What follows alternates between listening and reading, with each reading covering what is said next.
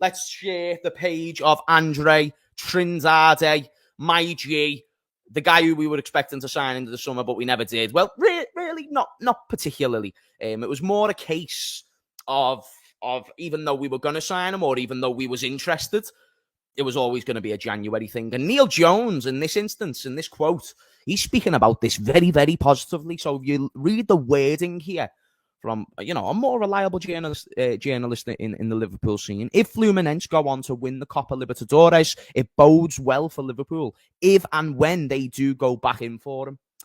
So he's saying it bodes well if and when they do go back in for him. So whoever Neil Jones's close sources is to the football club, he has full faith and confidence that when they do go back in for him, that says to me, when they are going to go back in for him. Therefore, these sources are saying we are very much interested in Andrade still, which is brilliant to hear because it seems like this is someone everybody's a big fan of. And because the club wants the player, I am happy to test the theory. Does Andrade have a great pedigree? No. But does he have great attributes? 100%. Is he at an age where there's room for improvement? 1,000,000%. Can that be beneficial towards us and our team? Definitely. That's why I'd like the idea of going out there, getting Andrade.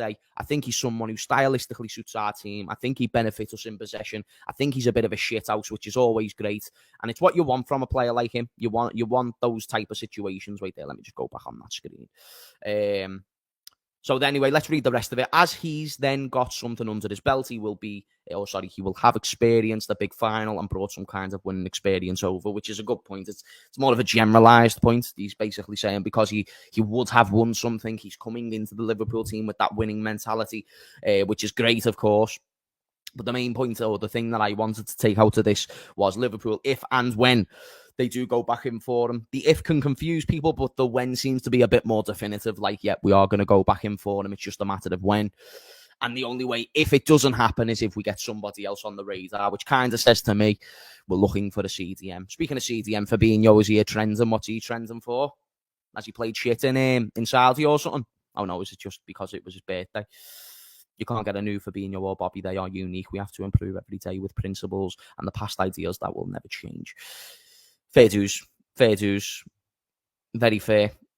Oh, I don't know why Fabinho's trending, maybe because it was his birthday the other day. I was just intrigued to see why that was. But chat, let me know what you think about the Andrade talk. Is this someone that you're jumping on? Because for me, I think value for money, the ambitions that he has. He came out and spoke about the club the other day as well.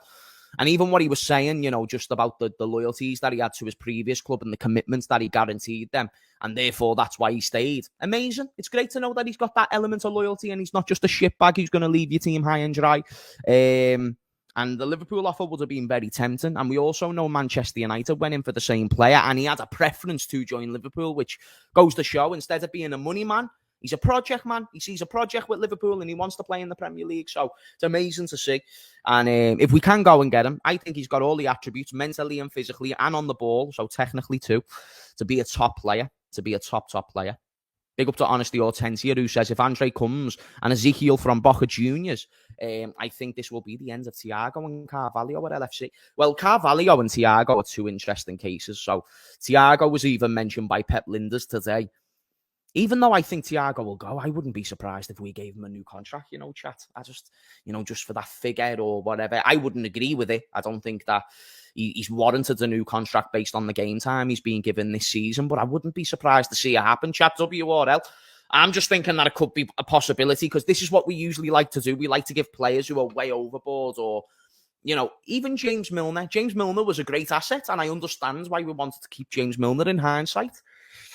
But the force, or if James Milner left sooner, if Henderson left sooner, I think Fabinho went at the right time. That was the one instance where we actually got a transfer right. We brought him in at a good age.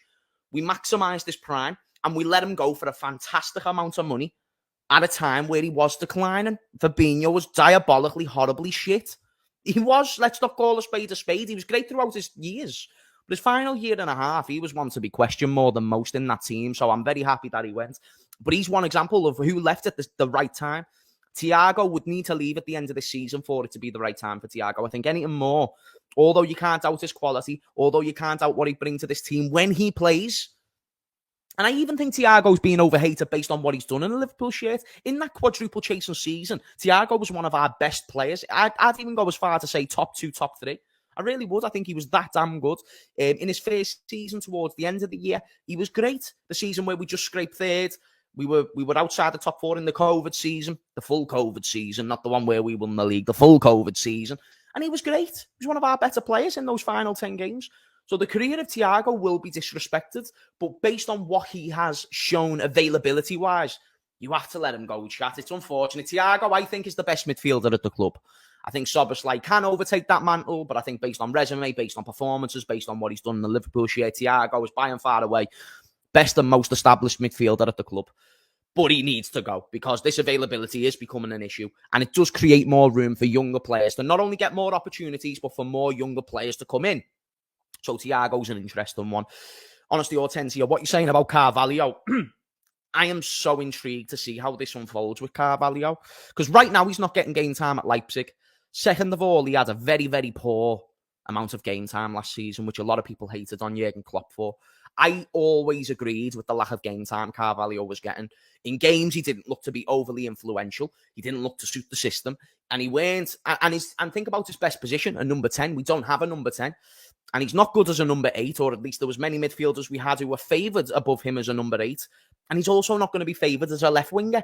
So I think you're right. I think that journey of Carvalho exiting the door is most certainly there. And when you consider the new attackers that are coming into the team as well, and the new attackers that we're linked with, there was that dude from Schalke, that young talent that we were linked with, who's also an attacking player. We've seen the links with Jamal Musiala as well. I think the club are looking for a creative number 10 who can play the number 8 and will do a job offensively.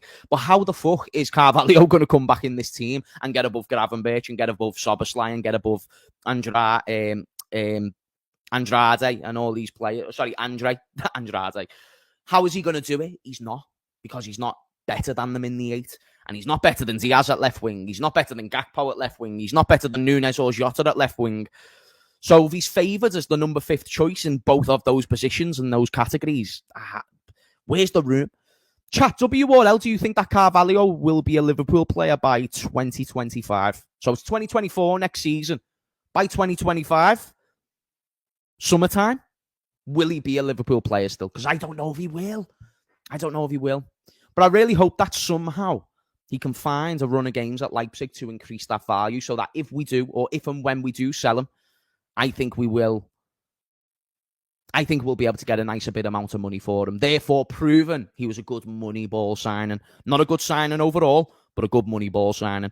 Everyone's saying, nah, you all think that Carvalho's gone. I agree. I think Carvalho's going to go as well. I don't really see a position for him in this team. When it comes to Carvalho, I think his attitude, because even at Leipzig, he doesn't get minutes. Maybe Klopp was right about him. Listen, mate, when Klopp has a problem with a player attitude-wise, look at Mario Balotelli, who was still a Liverpool player when Klopp came in. Look at Mamadou Sakho. These players, John Flanagan, all these players were nullified and removed out of the team the second an attitude problem arose. When John Flanagan displayed attitude problems off the pitch, Klopp said, you now need to go. When Mamadou Sakho was always being a bit of a prick, he let him go. And then what did Mamadou Sakho's career went to? He went to Crystal Palace, and he's now fallen out with managers in France, therefore displaying he's got a bit of an attitude problem. And then you even talk about Mario Balotelli. Everyone knows his attitude problem, and Klopp does not put up with that shit. And what could be the attitude problem? Could he be being too big for his boots? Yes. Could he think he's better than what he is? Very possibly. And if he's not respecting the manager's choices, which I don't think Carvalho possibly was, Klopp has a right to not play him, and Klopp has a right to not involve him. Fabio is gone. Don't think he had the right attitude, which is why Klopp didn't pick him. His statements when he left hasn't helped his case. I agree. You don't always play instantly when you go out on loan. Carvalho will have to bide his time. But then, is he going to play above Olmo? No. Olmo is one of the best players in Europe in that position.